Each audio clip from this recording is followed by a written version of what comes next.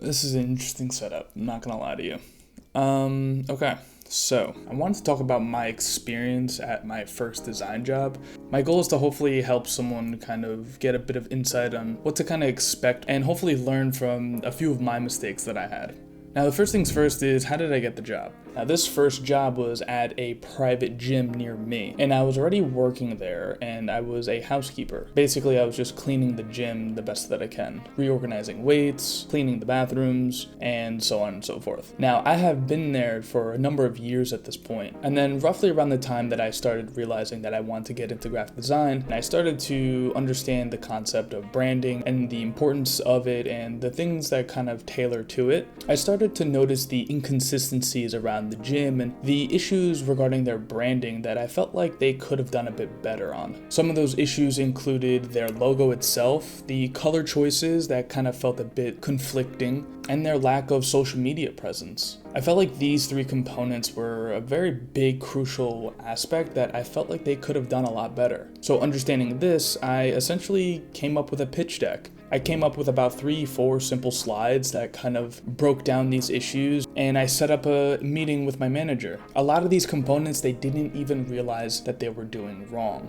Understanding these issues, they brought it to the team, and next thing you know, I created a position for myself. Now, what's important here to understand is that when you start to educate yourself and you start to understand and see things differently than what the typical person will see, you start becoming more of a valuable asset. So one of the easiest ways, at least what worked for me in terms of getting that first design job, is to evaluate and recognize certain issues within a company or brand is making and show them the potential solutions that they can do to solve this issue. Now, after having the job, what did I do? Well, I addressed a lot of those issues. For starters, I fixed and modernized their logo. I established an official typeface and color palette that they can use moving forward. And I created posts and engaged with the community on social media. I essentially sought out to solve the issues that I originally made apparent to them.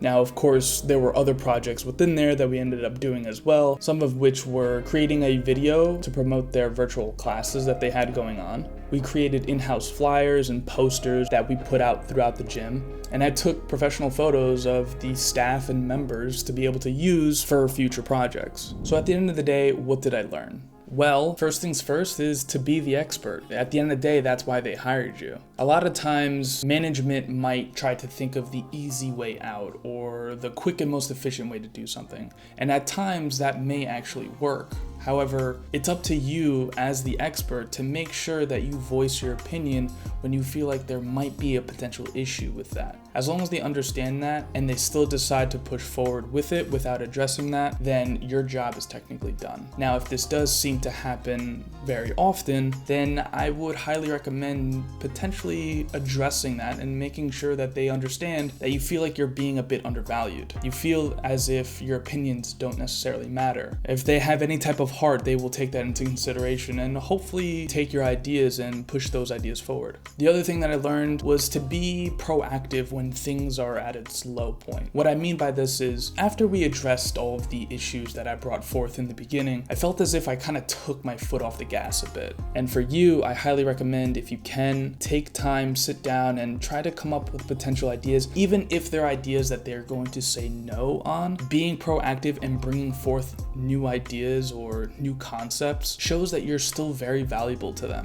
I always felt as if the first job or the first opportunity is always going to be the hardest one. Once you can get that first one, that first set of experience, you become so much more valuable as a person. The lessons that I learned are things that I can apply for years to come with other jobs. You may think you have it all figured out. Take it from me. I thought I had everything figured out. I thought this was going to be a cakewalk, and lo and behold, it's a totally different beast. There are things that you need to understand. There's things that you need to learn, and it only comes with time. The only way you truly learn is when you're actually there experiencing it, like many other things in life. I know this video was a bit short, maybe because I don't have that much experience that I could truly give you, but even the little information that I gave, I hope there was something there that you can kind of take out and hopefully apply it for yourself whenever you're looking to kind of get that next opportunity. Even for myself, I still have a ton to learn, so if you guys have any recommendations, any things that you learned maybe in your own job and you find yourself on this video,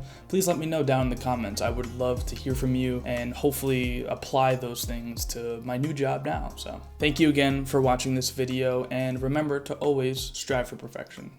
Thank you. See ya.